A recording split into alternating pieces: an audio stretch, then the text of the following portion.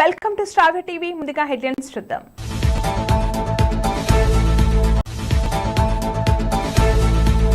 జహీరాబాద్ బాధితుడికి 25,000 రూపాయల సామాగ్రి అందజేత.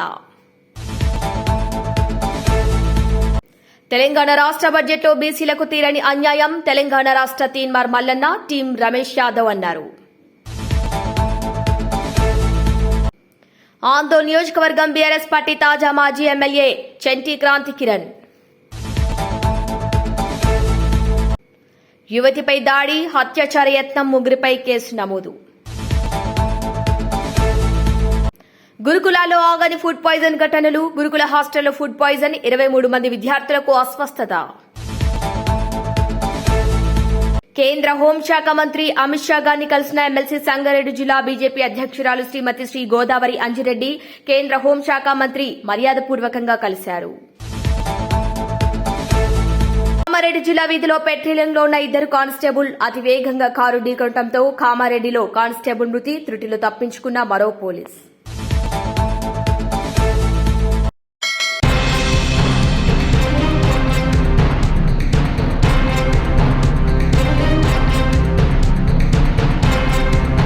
సంగారెడ్డి జిల్లా మునిపల్లి మండలం కంకల్ గ్రామానికి చెందిన రమేష్ యాదవ్ రాష్ట్ర బడ్జెట్లో బీసీ నిధుల తగ్గింపుపై రమేష్ యాదవ్, తీన్మార్ మల్లన్న టీం రాష్ట్ర కమిటీ సభ్యులు మాట్లాడుతూ, మేమెంతో మాకంత సామాజిక న్యాయం, సమాన వాటా దక్కాల్సిందే. ఈరోజు రాష్ట్ర అసెంబ్లీ తెలంగాణ రాష్ట్ర ప్రభుత్వం ప్రవేశపెట్టిన 2025-26లో ఉన్న వార్షిక 3,04,965 కోట్ల బడ్జెట్లో జనాభాలో సగానికి పైగా ఉన్న 56.3% ఉన్న బీసీలకు కేవలం భిక్ష వేసినట్లు 11,405 కోట్లు మాత్రమే ఇచ్చి బీసీల గొంతు కోశారని, 56% ఉన్న బీసీ కులాలకు 2.5% బడ్జెట్ మాత్రమే కేటాయించడం సిగ్గుచేటన్నారు. రాష్ట్రంలో పన్నులు అధిక మొత్తంలో కట్టేది బీసీలు మాత్రమే. మన సంక్షేమానికి అరకొరా నిధులు బడ్జెట్ మన వాటా పెంచాల్సిందే. బడ్జెట్లో బీసీలకు జనాభా దమాషా ప్రకారం కేటాయించాలి. మేమెంతో మాకంత సామాజిక న్యాయం, సమాన వాటా దక్కాల్సిందే. లేదంటే రాష్ట్రంలో బీసీల దమ్మెంతో చూడాల్సి ఉంటుంది.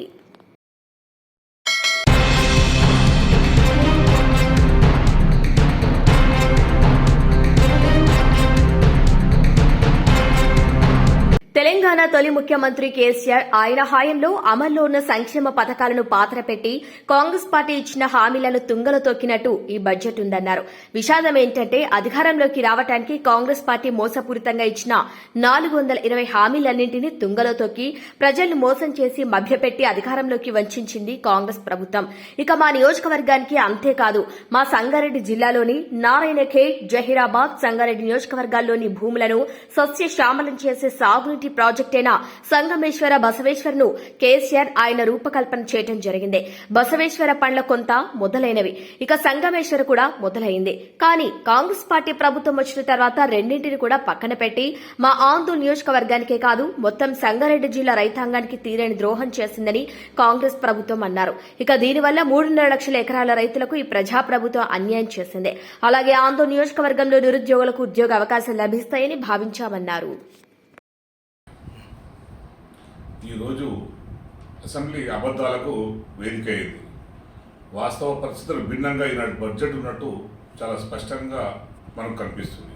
గత 10 సంవత్సరాల కాలంలో తెలంగాణ తొలి ప్రభుత్వం కేసీఆర్ గారి నాయకత్వంలో ఏదైతే అభివృద్ధి కార్యక్రమాలకు తెలంగాణ పునర్నిర్మాణం ఎత్తి జరగాలనో వాటికి బాటలు వేస్తూ తీసుకున్న అన్ని సంక్షేమ పథకాలని పాతలు వేసి కాంగ్రెస్ పార్టీ మోసపూరితంగా అధికారంలో రావడానికి ఇచ్చిన పోటీ హామీలన్నింటినీ విస్మరించి ప్రజల్ని మోసం చేసిందని ఈ బడ్జెట్లో చాలా స్పష్టంగా కనిపిస్తుంది. కాంగ్రెస్ పార్టీ అంటేనే మోసపూరితమైన పార్టీ అని చాలా స్పష్టంగా కనిపిస్తుంది. మరి ముఖ్యంగా మా నియోజకవర్గంలో ఏదైతే మా నియోజకవర్గంలో సింగూరు ప్రాజెక్టు ఉందో, సింగూరు పరివాహక ప్రాంతంలో అయినటువంటి మా ఆందోళన, అట్లాగే నారాయణఖేడు, జహీరాబాదు, సంగారెడ్డి నియోజకవర్గాల్లో దాదాపు 3,70,000 ఎకరాలకు సాగునీరు అందించే ఒక ప్రాజెక్టును కేసీఆర్ గారు రూపకల్పన చేయడం జరిగింది. ఆ ప్రాజెక్టు పేరు సంగమేశ్వర బసవేశ్వర. సంగమేశ్వర బసవేశ్వర పనులు మా ప్రభుత్వంలో మొదలైనవి. కానీ ఇప్పుడు వచ్చిన తర్వాత ఈ ప్రభుత్వం మొదటి బడ్జెట్లో నిధులు కేటాయించలేదు, సెకండ్ సారి ప్రభుత్వంలో కూడా నిధుల్ని కేటాయించలేదు. అంటే అర్థం ఏంటంటే సంగమేశ్వర బసవేశ్వర ప్రాజెక్టులను ఈ కాంగ్రెస్ ప్రభుత్వం పూర్తి స్థాయిలో వదులుకున్నట్టే, దానికి మొత్తం పాత్ర వేసినట్టే, దాన్ని ఈ ప్రభుత్వానికి కొనసాగించే ఉద్దేశం లేనట్టు చాలా స్పష్టంగా అనిపిస్తుంది. ఈ ప్రాజెక్టు వల్ల మా నియోజకవర్గంలో, మా జిల్లాలోనే అన్ని గ్రామాల్లో కూడా ప్రతి ఎకరంకి నీరు తడిసే విధంగా ఈ ప్రాజెక్టు ఉన్నది. ఇది మా జిల్లాకు, మా నియోజకవర్గానికి ఇది తీరని ద్రోహం లాంటిది. మేము దీన్ని తీవ్రంగా ఖండిస్తున్నాం. మా జిల్లా నుంచి మంత్రి గారు ప్రాతినిధ్యం వహిస్తున్నారు. మంత్రి గారు మా నియోజకవర్గానికి ఇంకా ప్రాతినిధ్యం వహిస్తున్నారు. ఏం చేసింది మరి? సింగూరుకు ఓన్లీ 44 కోట్లు మాత్రమే కేటాయించారు. అది నాకు తెలిసి అది వాళ్ళ మెయింటెనెన్స్ దానికి సరిపోతుంది తప్పించి ఎక్కడ కూడా సంగమేశ్వర బసవేశ్వరం కానీ, ఇంకా వేరే కాలువలకు కానీ, ఇంకా చెరువులకు కానీ ఎటువంటి ఒక్క పైసా కూడా కేటాయించిన దాఖలాలు కనిపిస్తలేదు. నేను ఆఫ్టర్ ఆల్ ఎమ్మెల్యేగా ఉన్నప్పుడే దాదాపు 4,000 కోట్లతోని సంగమేశ్వర బసవేశ్వరం కేసీఆర్ గారిని, హరీష్ రావు గారిని ఒప్పించి మేము దాన్ని పర్మిషన్ తీసుకొని దానికి శంకుస్థాపన చేయించడం జరిగింది. మరి మీరు మంత్రిగా ఉండి మీరు ఏం చేస్తున్నారు? మంత్రిగా ఉన్నారంటే ఇక్కడ ప్రజలకు ఇంకా ఎక్స్పెక్టేషన్స్ పెరుగుతాయి కదా. మరి మీరేం చేస్తున్నారు? మీరు ఇంకా ఈ నియోజకవర్గాన్ని పట్టించుకోదలుచుకోలేరా? సో దీని గురించి మంత్రి గారు మళ్ళీ ఏ రకంగా అయినా సరే ఈ ప్రాజెక్టును కొనసాగించాలని చెప్పి మేము డిమాండ్ చేస్తున్నాం. అట్లాగే మా నియోజకవర్గంలో నిరుద్యోగ యువకులకు ఉపాధి అవకాశాలు దొరకాలని చెప్పి కేసీఆర్ గారిని, కేటీఆర్ గారిని, హరీష్ రావు గారిని మాట్లాడి వాళ్ళని ఒప్పించి ఫుడ్ ప్రాసెసింగ్ జోన్ను లింగంపల్లిలో ఏర్పాటు చేయడం జరిగింది. దాదాపు 500 ఎకరాల భూమిని సేకరించారు. 100 మందికి 20 లక్షల చొప్పున అమౌంట్ కూడా ప్రభుత్వం పే చేసింది. కానీ ఇప్పటి వరకు ఆ ఫుడ్ ప్రాసెసింగ్ జోన్కి సంబంధించి ఒక్క పైసా కేటాయింపు కూడా ఈ బడ్జెట్ లేదు, పోయిన బడ్జెట్ లేదు. అంటే ఇది కూడా లేనట్టే లెక్క. అంటే మా నియోజకవర్గంలో 2 ప్రాజెక్టులు అయితే మేము తీసుకొచ్చినామో, నేను ఎమ్మెల్యే ఉన్నప్పుడు తీసుకొచ్చినానో ఆ 2 ప్రాజెక్టులను కూడా ఇప్పుడు ఈ ప్రభుత్వం కూడా ఎక్కడ ముందుకు తీసుకుపోతున్నట్లేదు. మరి మీరు పేద ప్రజల్ని మేము అభివృద్ధిలో తీసుకొస్తాం, నిరుద్యోగ యువకులకు ఉద్యోగాలు కల్పిస్తాం అని చెప్పి మేము చేసింది రైతుల సాగు కోసం చేసిన ప్రాజెక్టు, ఒకటి నిరుద్యోగులకు ఉద్యోగావకాశాలు వస్తాయని చేసిన ప్రాజెక్టు, రెండింటిని మీరు తుమ్మలు తొక్కినట్టు అర్థమైంది. సో మీరు ప్రజల సంక్షేమాన్ని దృష్టిలో పెట్టుకొని ఈ బడ్జెట్ రూపకల్పన చేసినట్టు ఎక్కడ కూడా కనిపిస్తలేదు. ఇది మీ దొల్లతనాన్ని, మీ ప్రభుత్వం చేతగానితనాన్ని, మీ ప్రభుత్వం అవగాహన లేనితనాన్ని, ఏదైతే తెలంగాణ నిర్మాణం సోయి లేని వ్యక్తులు తయారు చేసిన బడ్జెట్గా ఇది కనిపిస్తుంది.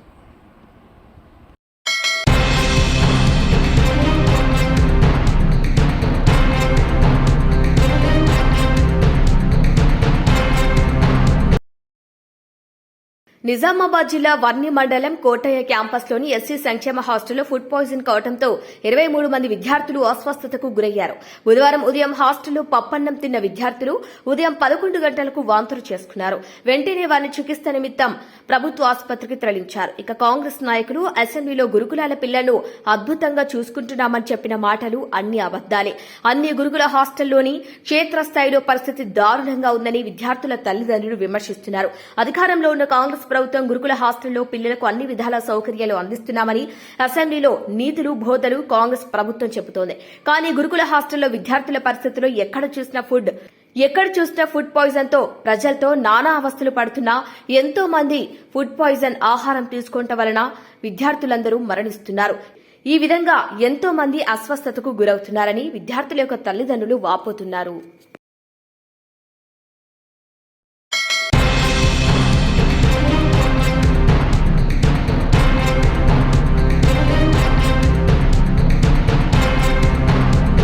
జహీరాబాద్ పట్టణానికి చెందిన మారుతికి సంబంధించిన కార్పెంటర్స్ దుకాణం పూర్తిగా అగ్నికి ఆహుతైంది. ఇక షాప్ లో ఉన్న మొత్తం సామాగ్రితో పాటు తన ద్విచక్ర వాహనం కూడా కాలిపోయింది, బూడిదైంది. ఇక సుభద్రమ్మ మెమోరియల్ ట్రస్ట్ అధ్యక్షుడు నమా రవికిరణ్ వారి మిత్రులు ఈ విషయంపై తక్షణమే స్పందించి గురువారం బాధితులు మారుతికి 25,000 రూపాయల నిత్యావసర వస్తువులు అందజేశారు. 16/3/2025 ఆదివారం అర్ధరాత్రి జరిగిన అగ్ని ప్రమాదంలో ఒక మారుతి కార్పెంటర్ యొక్క దుకాణం పూర్తిగా దగ్ధమైంది. రాత్రి షార్ట్ సర్క్యూట్ వల్ల జరిగిన అగ్ని ప్రమాదంలో మారుతికి సంబంధించిన కార్పెంటర్ పనిచేసే సామాగ్రి మొత్తం కాలిపోవడం జరిగింది. ఆ అగ్ని ప్రమాదంలో ఆయన షాప్లో ఉంచినటువంటి స్ప్లెండర్ వాహనం కూడా కాలిపోవడం జరిగింది. ఈ విషయం మాకు తెలిసిన వెంటనే మారుతి గారిని కలవగా తాను చాలా నష్టపోయానని చెప్పి తాను వృత్తి కొనసాగించడానికి తన వద్ద ఎటువంటి సామగ్రి లేదని చెప్పి తెలియజేయడం జరిగింది. ఇట్టి విషయమై మారుతిని ఆదుకోవాలని శ్రీ సరస్వతి శిశు మందిర్ జైరాబాద్ మా 10వ తరగతి పూర్వ విద్యార్థులను సంప్రదించడం జరిగింది. స్పందించిన వెంటనే నేను మరియు మా పూర్వ విద్యార్థి మిత్రులు అందరం కలిసి ఈరోజు మారుతికి తన వృత్తి కొనసాగించడానికి 25,000 రూపాయల విలువ గల సామాగ్రిని ఈరోజు మారుతికి అందజేయడం జరుగుతుంది. ముందు ముందు కూడా మారుతికి అండగా ఉంటామని చెప్పి మా మిత్రులు తెలియజేయడం జరిగింది. ఈ యొక్క కార్యక్రమానికి సహకరించిన మిత్రులందరికీ కూడా ధన్యవాదాలు తెలియజేస్తున్నాను.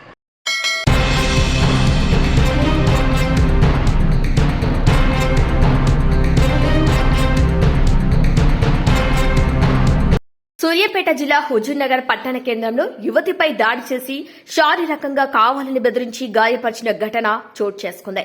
ఈ కేసులో 2 యువకులతో పాటు ఒక మహిళతో కలిపి 3 కేసు నమోదు చేసినట్టు ఎస్ఐజీ ముత్తయ్య బుధవారం తెలిపారు.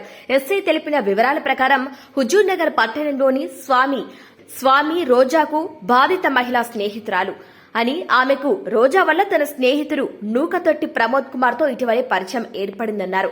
అలా ప్రమోద్ కుమార్ తో యువతికి సాన్నిహిత్యం ఏర్పడిందన్నారు.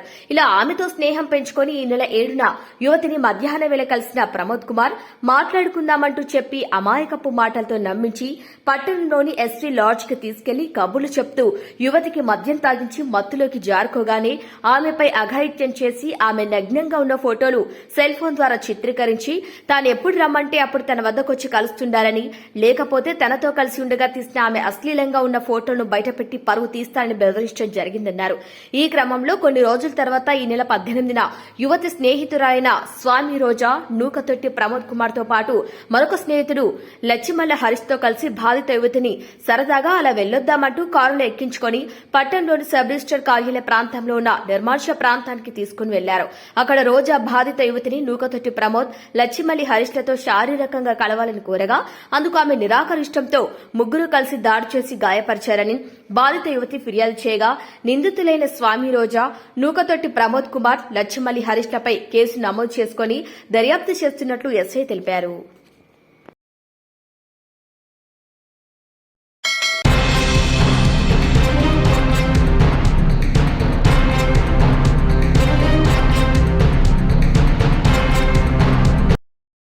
కేంద్ర హోంశాఖ మంత్రి అమిత్ షా ఆయనను కలిసిన ఎమ్మెల్సీ అంజిరెడ్డి, కేంద్ర మంత్రి, అదేవిధంగా రాష్ట అధ్యక్షులు కిషన్ రెడ్డి, కేంద్ర హోంశాఖ సహాయక మంత్రి బండి సంజయ్ కుమార్, రాజ్యసభ సభ్యులు డాక్టర్ కె లక్ష్మణ్ ఆయనతో కలిసి కేంద్ర హోంమంత్రి అమిత్ షా ఆయనతో ప్రత్యేకంగా సమావేశమయ్యారు ఎమ్మెల్సీ అంజిరెడ్డి. అదేవిధంగా వారి సతీమణి సంగారెడ్డి జిల్లా బీజేపీ అధ్యక్షురాలు శ్రీమతి శ్రీ గోదావరి అంజిరెడ్డి. ఈ యొక్క కార్యక్రమంలో ఎంపీలు శ్రీమతి శ్రీ డీకే అరుణ, అరవింద్ ధర్మపురి, కొండా విశ్వేశ్వరరెడ్డి, రఘునందన్ రావు, గూడెం నగేష్, మల్క కొమరయ్య, ఎక్స్ఎమ్మెల్సీ రామచంద్రరావు అమిత్ షాతో భేటీ అయ్యారు.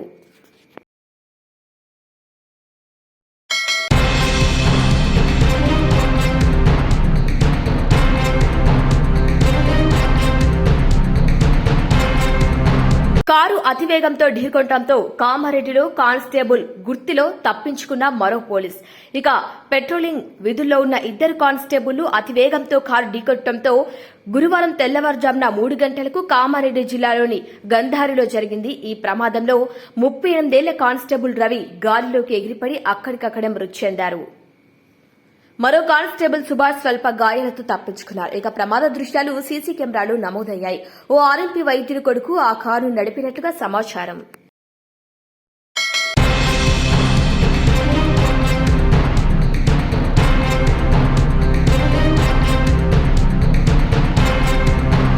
బులెటిన్ ముగించే ముందు హెడ్లైన్స్ మరొకసారి.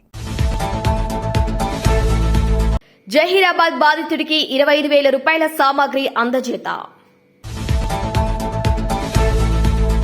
తెలంగాణ రాష్ట్ర బడ్జెట్లో బీసీలకు తీరని అన్యాయం, తెలంగాణ రాష్ట్ర తీన్మార్ మల్లన్న, టీం రమేష్ యాదవ్ అన్నారు. ఆందోళన నియోజకవర్గం బీఆర్ఎస్ పార్టీ తాజా మాజీ ఎమ్మెల్యే చంటి క్రాంతి కిరణ్. యువతిపై దాడి, అత్యాచార యత్నం, 3పై కేసు నమోదు. గురుకులాల్లో ఆగని ఫుడ్ పాయిజన్ ఘటనలు, గురుకుల హాస్టల్లో ఫుడ్ పాయిజన్, 23 మంది విద్యార్థులకు అస్వస్థత. కేంద్ర హోంశాఖ మంత్రి అమిత్ షా గారిని కలిసిన ఎమ్మెల్సీ సంగారెడ్డి జిల్లా బీజేపీ అధ్యక్షురాలు శ్రీమతి శ్రీ గోదావరి అంజిరెడ్డి కేంద్ర హోంశాఖ మంత్రి మర్యాదపూర్వకంగా కలిశారు. కామారెడ్డి జిల్లా వీధిలో పెట్రోలింగ్లో ఉన్న ఇద్దరు కానిస్టేబుల్ అతి వేగంగా కారు ఢీకొనడంతో కామారెడ్డిలో కానిస్టేబుల్ మృతి, త్రుటిలో తప్పించుకున్న మరో police. Bulletin updates keep watching star TV.